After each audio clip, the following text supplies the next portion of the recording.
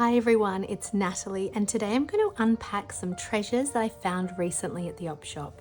Those of you who know my work know that I love op shopping to gather little extra embellishments and magic to add to my creative process. So let's see what I gathered.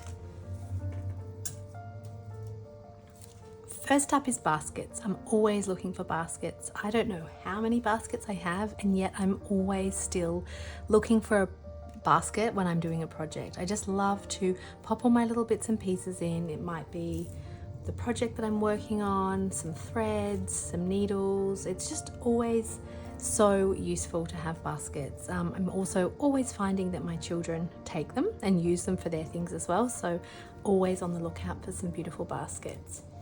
The other thing I love to look for is doilies and fabric. So here are some beautiful doilies I found the other day, and I'm particularly looking at the lace work. So I really love the detail. Sometimes I might use this lace and I might cut that off if it was something like I was using that to embellish a project or a little doll dress or something. Other times I would use the whole piece. So I'm also looking for beautiful embroidery. And I'm also quite mindful of the time that it takes. It would have taken someone to create these beautiful pieces of work, and so I wouldn't really want to cut up this kind of, this is the right side, I wouldn't really want to cut this up. Instead I would really make this the feature of the project. Say if it's a little doily doll, I would use that as the front of her dress, so I'm really mindful of that.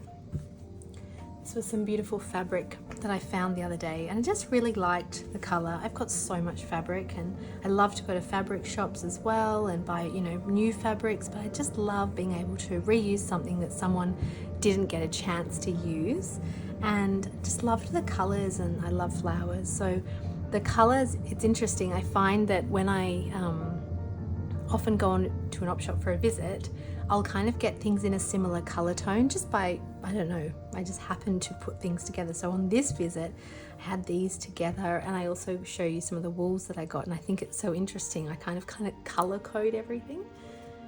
I also found, these gorgeous wools. So they're just really beautiful. And at the time we were making these gorgeous jellyfish that needed a whole lot of different types of yarn. And so these were really perfect. So I've got, I love the texture of that. That's just so useful in various projects for so many different things. And this one kind of had a little bit of a sparkle in it, and I love that little bit of sparkle or glitter in anything. It just adds a touch of magic. So they're really beautiful yarns. Also found this gorgeous tulle infused with glitter, which I just thought was so magic. I felt like it could be the most beautiful little bee wings on some needle felted bees, just to give a little bit of glitter, or maybe some peg dolls, some wings, or I just thought it was such a beautiful find. And I got this gorgeous wool, so a really big reel of gorgeous, like pale soft wool. And what I'm looking for here is I'm looking to use this for doll making. So in Waldorf doll making, when we're contouring the head, we need some either really thick cotton or some kind of wool that doesn't break, because when we're pulling it around to make the eye line, I'll see if I can show you a doll.